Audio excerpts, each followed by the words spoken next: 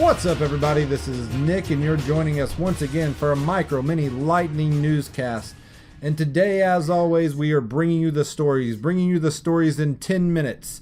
And I am joined actually by two newscasters today. I have on my right... This is Eric, of course. And on my left, the beautifully and talented... Hey, I'm Kaci. I guess that's my cue. That is your cue. All right. Yeah, you just get, hey, I'm Eric. Hey, this I'm is Eric. Beautiful and talented. I know. I forgot about that. Typically, I get something. Yeah. I usually You're get beautiful and talented Oh, too. Casey. Yeah. Touched my heart right What? there. What are you It's doing? okay, don't worry about it. Anyway, look, I'm the one running this newscast. Okay. My fellow newscasters are getting a little out of hand. Mm-hmm. We need to watch that, people. I am the voice they have gotten to know, the voice they care about, because thanks to me, they know this is the only newscast they truly need. And today we're bringing you stories that we're laying at your feet about Ready Player One and stories that relate to Ready Player One. As you know, we have 10 minutes to bring you these stories. So, Kaci, in 3, 2, 1, tell us about Ready Player One. I don't know anything. I know it's about a book. It is about a book. It was a 2011 book. It's a recent movie that Steven Spielberg made. It is the reviews as of today, when we are recording this, March 12th. Early reviews have come out. They have been great. The movie is about a kid. I guess it's set in about 2044. First of all, Eric, have you read the book? I have not read this book. Casey, did you know anything about the book? I literally just heard about the title of the book today with the movie title. Well, that's all you need to know. Let me ask you this, Kaci. By just the name alone, what do you think this movie is about? I think that the player one needs to be ready to do something, like make a taco. Okay. Eric, take it from there. If I remember right, reading some synopsis and hearing people talk about it over the past couple of years, the creator of like the virtual reality that is kind of swept through the world. The real world has kind of become like not much is going on. There's big disparity in society, and so people live in VR a lot. And the man who runs the VR, built it, programmed it, passed away and has left all of VR, all of the virtual reality software or the company to whoever could win some sort of set of games. And that's all I really know. I know like corporations get involved and various groups are trying to win this, to take control of VR. And that's about all I really know about the plot, Nick. Well, Eric, today we are going to have a dramatic reading by none other than the beautifully and talented Kaci. Kaci, read about what this is about. All right. In the year 2044. 2044. The world has been gripped by an energy crisis from the depletion of fossil fuels and the consequences of global warming, oops, my bad, and overpopulation causing widespread social problems and economic stagnation. To escape the decline their world is facing, people turn to the Oasis, a virtual reality simulator accessible by players using visors and haptic technology such as gloves. It functions both as an MMORPG. Perfect. Okay, and as a virtual society, with its currency being the most stable in the real world.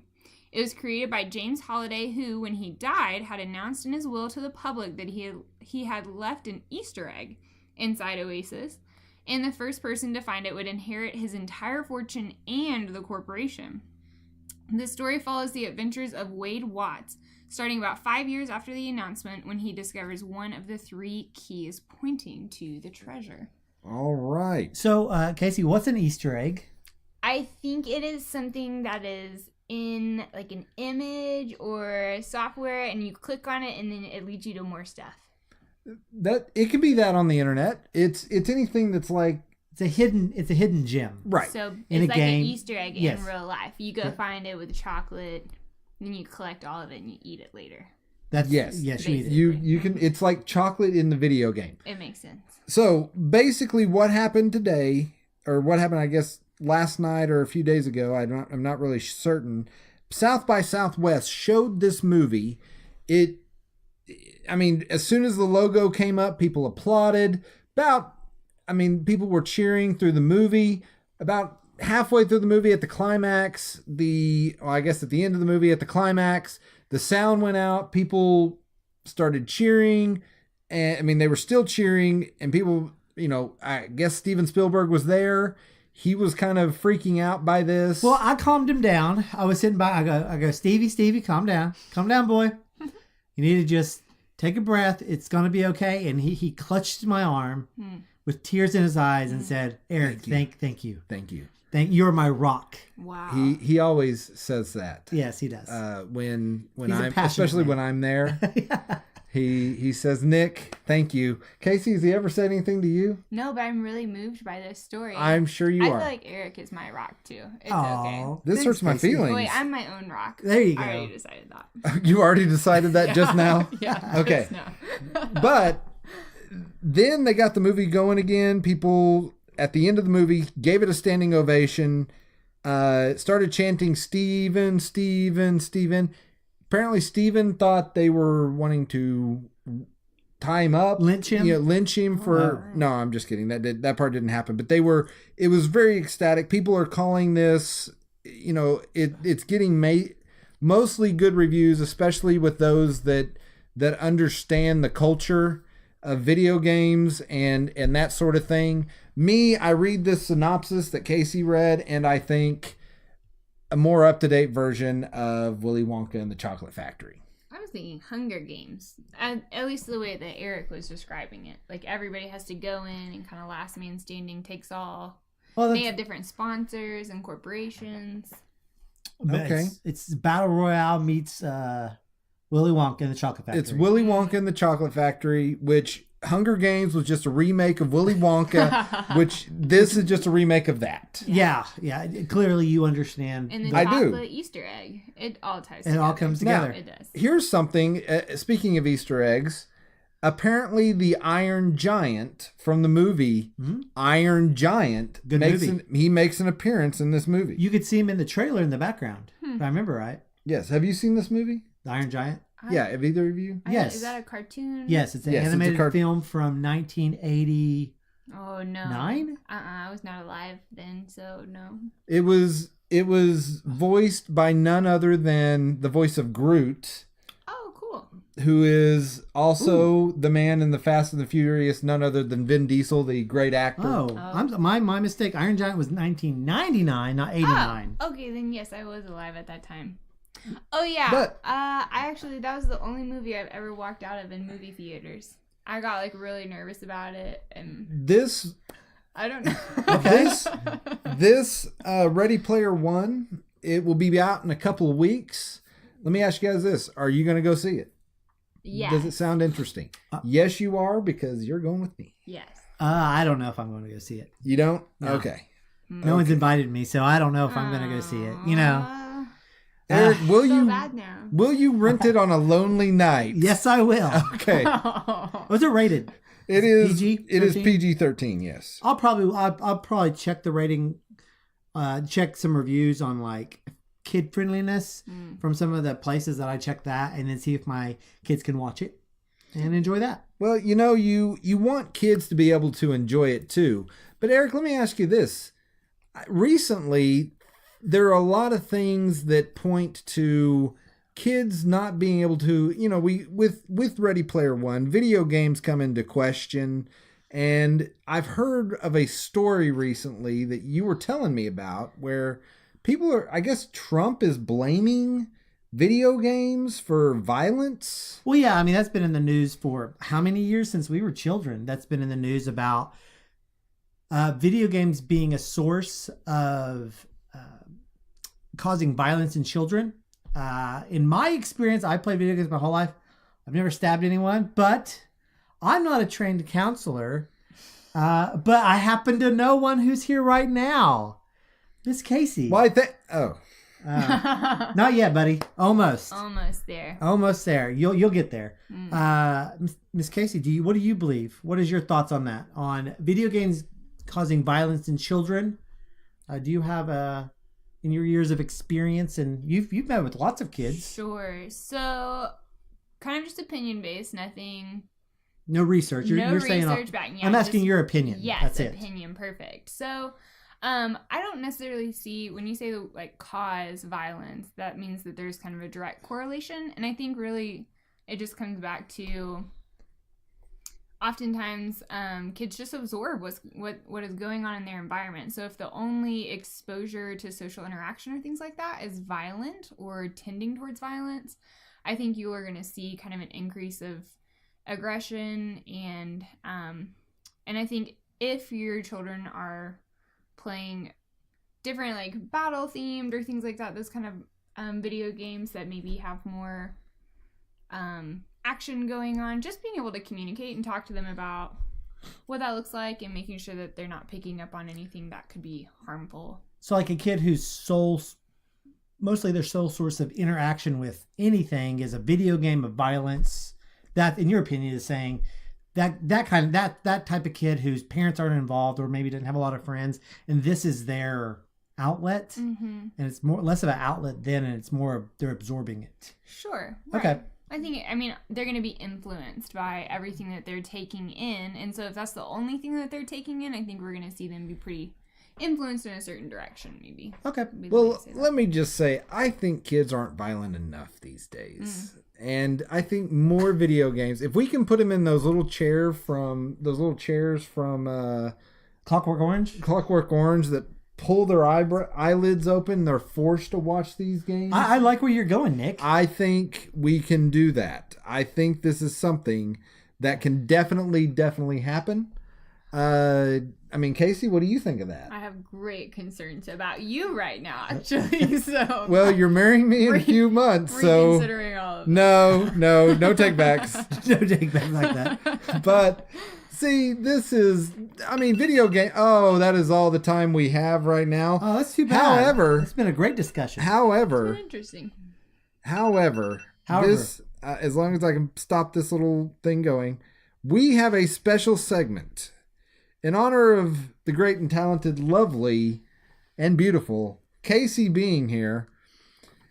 Since we did a video games based podcast, Kaci is going to read all of the games coming out for the week of March 13th through the 21st. Oh my. Kaci, you have 1 minute. Oh no.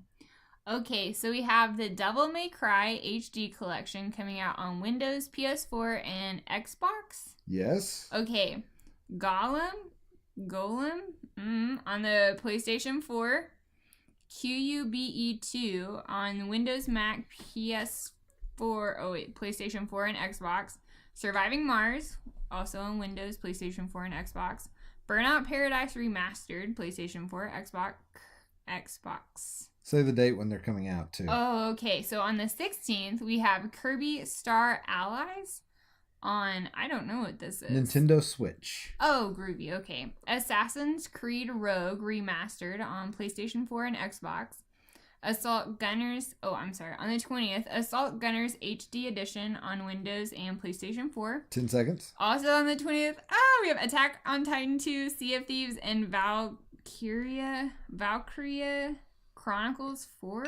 Oh. PlayStation 4. Sorry, guys. Well done. You got through a majority of them. All right, Kaci. Oh, Detective Pikachu. That's cool. That comes out on the 23rd. Are you okay? I'm excited about that. You're going to play that one? I don't know what you play it on. It's a Switch, probably. It's Pikachu. 3DS. Oh, 3DS. Do you have a DS? What's that? That's a Game Boy. Okay. No. Game Boy. Yeah. Okay. All right. Now, here's the other thing. Kaci, who is well versed in the video game world, Definitely I say that with dripping with sarcasm. Kaci, you must pick one game, and by name alone, that is about to come out. By name alone, you must tell us what you think that game is about. Okay, so I'm gonna go with Assassin's Creed, and Actually, that's not fair. I actually know what that one's kind of about, but I've forgotten at this point. So you know what? Wait, it's long ago, right? There's like this whole group of humans that they're like tasked. Do they go back in time or? I don't know. There's like, but I think the rogue one is the one have they escaped or something? Like they're just rogue. They're going off without any direction. They're not checking in with people. And I don't know, is it like in space because Star Wars, Rogue One, and stuff like that? That's my synopsis. All right, so it's people back in time going out in space. That is, everybody, if you haven't played that game, I would play that game. That sounds amazing. And listen, video game developers, if you want a good story, Kaci is available to write the stories of your video games and sci-fi. Here we go. This is your opportunity once again. Well, Eric, we have come to the end of another great Micro Mini Lightning Newscast. Eric, why don't you tell them where they can find us? Well, you can find us all over this big, beautiful internet. First, you can find us at puckpodcast.website, pucpodcast.website. That is our personal home. You can also find us on Facebook. Just type in Puck Podcast, Pull Up a Chair Podcast. Pull Up a Chair Podcast. You can also find us on Twitter at Pull Up a Chair Pod, at Pull Up a Chair Pod. You can tweet us. What else can you find us? We do have a YouTube channel. Our newer episodes are going up there now. Yes. Today one went out. So if you want to listen on YouTube, you can go to YouTube and type and search for our name, Pull Up a Chair Podcast, and you will find us. We are a lovely triangle that is purple and pink. Kaci, thanks for joining us. What did you think of your... Thanks for having me. This is cool. You guys are really cool. So thanks for bringing me along. You're right. All right. We are very cool. Yeah. That is the most accurate plot you've ever come up with for anything. Two cool guys talking about the news. Well, everyone, we thank you for listening. And as always, we hope that you learned a little something out there and learned a little bit something about yourself. And you know what? Thank you for joining us for the only newscast that you need. The Micro Mini Lightning Newscast. Have yourself a great day. Bye.